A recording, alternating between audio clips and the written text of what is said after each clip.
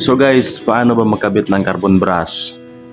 Lahat ba ng power tools ay pare-pareho ang laki at ori ng carbon brush na ginagamit? Ang carbon brush guys ay meron kung tatlong klase. Mayroong may spring, mayroong yung may wire, at saka yung plain, walang wire, tsaka walang spring.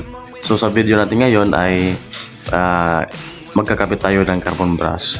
Tapos ipapakita ko rin na kapag wala kayong carbon brush na mabibili na compatible sa iyong unit or power tools, so po pwede nyo po siyang palitan na halimbawa may wire yung carbon brush nyo, katulad nito, ito may wire, tapos wala pong stock, so pwede nyo po siyang palitan ng carbon brush na yung may spring.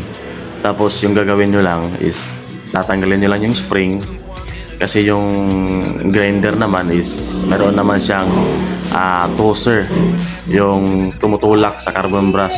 So pag ganyan yung power tools nyo, yung grinder nyo na may toaster na tumutulak sa carbon brush, so kahit walang carbon brush kayo na makita na mayroon yung wire, so pwede nyo pong palitan ng carbon brush na may spring. Tatanggalin nyo lang yung spring, tapos yun na, kakabit nyo na.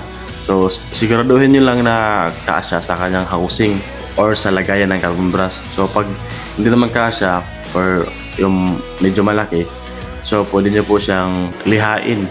So ito yung ano niya, kung nakikita nyo, ito yung carbon brush niya, yung may wire. Tapos yung papalit, ito yung may spring. So yan lang, tatanggalin nyo lang yung spring. So pwede na po yan gawin, kasi yung unit nyo may ano naman, may toaster. Ito yung sinusunod ko ng yung screwdriver. Yan po yung toaster ng carbon brush. So yan po yung nagtutulak sa carbon brush para magkaroon ng contact doon sa commutator ng unit. So ayan, bigyan nyo lang, kasi pag hindi mo alam kung paano magkabit, so yung iba kasi walang mahanap na carbon brush, tapos lumilipat sa ibang tindahan, tapos wala rin. So at least ito, magkakaroon kayo ng idea na kapag walang yung carbon brush na wire, pwede nyo palitan ng spring, tapos tatanggalin nyo lang yung spring. Ayan, solve na po yung problema nyo. Yan lang kasimple.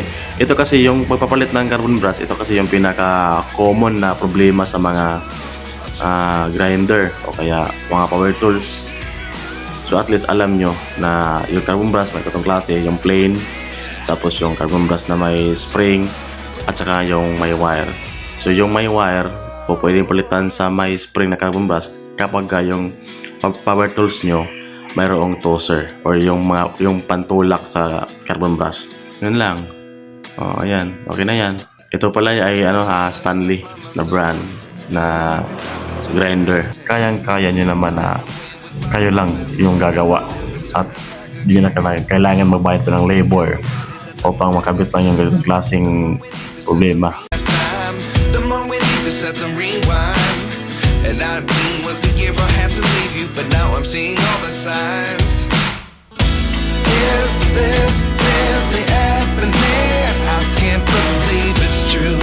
I'm just as surprised as you. Is this really happening? I can't be too sure, but one day I'll be yours again.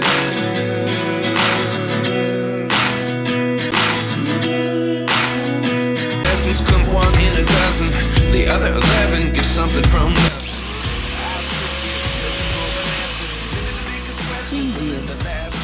Gave me the soul I have today. Without you I never could. What you teach, I do believe I always should have stayed.